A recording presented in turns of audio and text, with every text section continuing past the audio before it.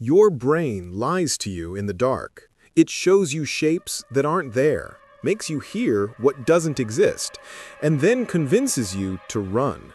But here's the terrifying truth. It's not fear of the dark, it's the fear of what your mind does inside it.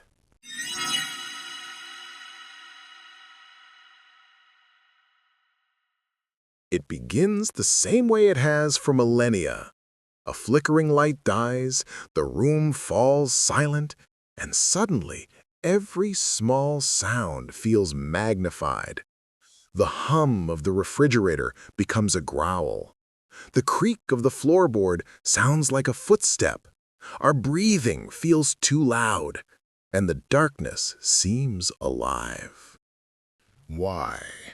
Why, in a world dominated by technology, comfort, and light, does the simple absence of illumination still have the power to unnerve us?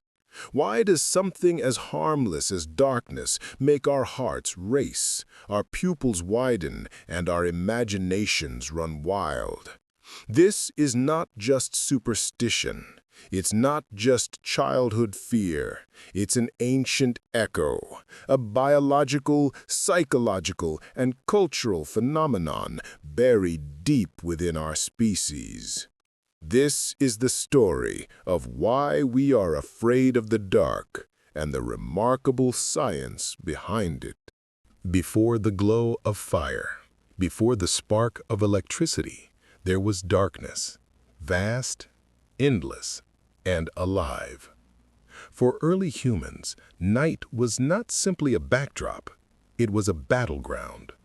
The darkness concealed predators, lions, leopards, snakes, and unseen dangers lurking in the brush. The night was when survival hung by a thread. Anthropologists believe that our fear of darkness is evolutionary, a survival mechanism hardwired into our species. In the absence of light, early humans were at a severe disadvantage. Their vision, one of their primary senses, became nearly useless. At night, humans became prey. Studies in evolutionary psychology suggest that this primal fear helped our ancestors survive. Those who were cautious, who stayed close to firelight, who hesitated before venturing into the dark, lived longer. Their genes, shaped by this instinct, carried forward that same cautiousness, the same trembling awareness of the night. So when a child pulls the blanket over their head after turning off the light, they are not being irrational. They are reenacting a fear that has echoed through hundreds of thousands of years of human history. When the lights go out, something remarkable happens inside our brains. The amygdala, a small almond-shaped structure deep within the brain, becomes active. This is our fear center, the ancient alarm system that once warned our ancestors of predators in the tall grass. It doesn't need evidence to react. Uncertainty alone is enough. Darkness breeds uncertainty. And uncertainty, to the brain, means potential danger. In low light, our visual cortex struggles to interpret what it sees. Shadows become shapes. Shapes become threats. A pile of clothes looks like a crouching figure. Our limbic system, responsible for emotions, reacts before logic has time to intervene. This explains why fear of the dark is not simply psychological, it's neurological. In an experiment conducted at the University of Toronto, participants were placed in complete darkness while their brain activity was monitored. Within seconds, their amygdalas spiked, even without any sound or stimulus. The brain, left without sensory data, fills the void with imagined danger. In essence, darkness doesn't create fear, it reveals it. For most of us, fear of the dark begins in childhood. It's around the age of 3 or 4, when imagination blossoms, that children begin to fear what might lurk in their closets or under their beds. Psychologists call this imaginal fear. It's the brain's way of testing boundaries between the real and the imagined. At this age, children are developing abstract thinking, but haven't yet mastered logic. Darkness removes visual cues, leaving the imagination to roam unchecked. Dr. Karen Wynn, a developmental psychologist, explains, "Fear of the dark is not a flaw. It's a natural stage of cognitive growth. It's how children learn to separate what's possible from what's imagined." In modern homes, the monsters may not exist, but the feeling of vulnerability does. The child, alone in the dark, experiences the same physiological reactions as early humans once did on the savannah: rapid heartbeat, shallow breathing, and alertness to every sound.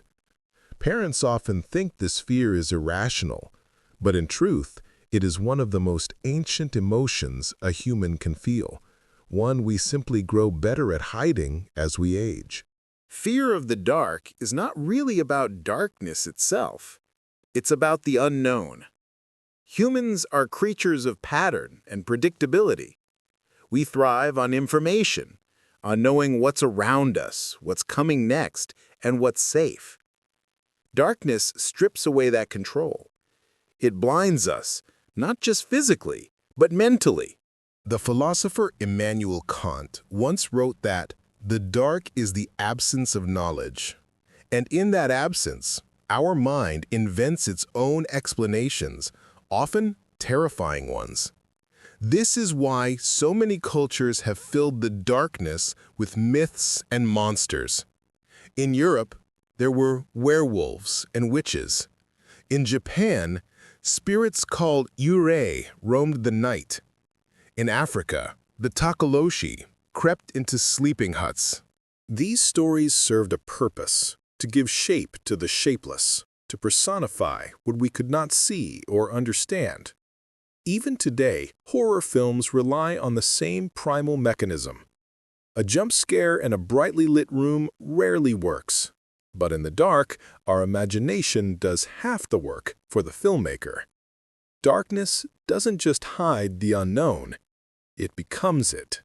For most people, fear of the dark fades with age, but for some, it persists, growing into a clinical condition known as nyctophobia. Nyctophobia is more than discomfort, it's a paralyzing terror triggered by darkness or even the thought of it. People with nyctophobia often avoid dark places entirely. Some can't sleep without lights on, others experience panic attacks when power goes out. Neurologists have found that nyctophobia activates the same neural pathways as post-traumatic stress disorder. It's not just emotional, it's physiological. The body releases cortisol and adrenaline, flooding the system with stress hormones, preparing for a threat that isn't there. Therapies for nyctophobia often involve gradual exposure to darkness, paired with cognitive behavioral therapy to retrain the brain's response. The goal is not to erase fear, but to teach the mind that darkness is not danger. Light, it turns out, is far more than illumination. It's a signal of safety. When we are exposed to light, the pineal gland in our brain suppresses melatonin production, keeping us awake and alert. When light disappears, melatonin increases, triggering drowsiness. But to the ancient brain, drowsiness in darkness meant vulnerability. Falling asleep in the dark without safety, without fire, without shelter, could mean death. This link between light and security is why we invented street lights, night lamps, and even the glowing screens that keep us company at midnight. In a way, modern cities are designed to keep the darkness at bay, to soothe the collective fear rooted in our biology. Interestingly, studies show that people living in urban areas with excessive artificial light report lower quality sleep and higher anxiety. In escaping the darkness, we may have accidentally created a world where the mind never truly rests. Throughout history, darkness has been both feared and revered.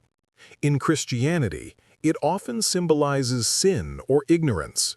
Men loved darkness rather than light because their deeds were evil. In Islam, darkness is mentioned as a test, a veil before enlightenment. In Hinduism, Kali, the goddess of darkness, is both destroyer and mother, a symbol of creation through chaos. Artists, poets, and philosophers have long wrestled with this duality. To the Romantic poets, the night was not an enemy, but a muse. To astronomers, darkness is the window through which we glimpse infinity. It seems humanity's relationship with darkness is not purely fear, it's fascination, a paradox of terror and beauty, danger and peace. What happens when the lights go out isn't just external, it's internal. In the dark, our senses shift. Deprived of sight, our mind turns inward. Thoughts we've ignored during the day rise to the surface. In many ways, darkness confronts us with ourselves. This may be why silence and darkness often accompany meditation, therapy, or spiritual retreat. When stripped of external noise and visual distraction, we are left with the raw materials of our consciousness.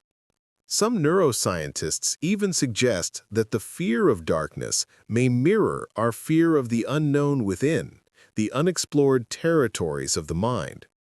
The monsters we imagine in the dark are, perhaps, reflections of our own buried fears. We live in an age of constant light, cities glowing like constellations, screens lighting up our faces long after midnight. The night sky, once a vast ocean of stars, is now washed out by artificial glare. Ironically, as we conquer darkness, we are beginning to rediscover its value. Scientists have found that exposure to natural darkness restores our circadian rhythm, improves sleep, and reduces stress. Ecologists warn that excessive light pollution disrupts animal migrations and natural ecosystems.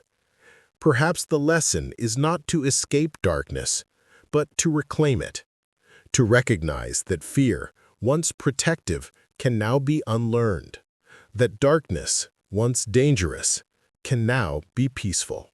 Our fear of the dark is older than civilization itself.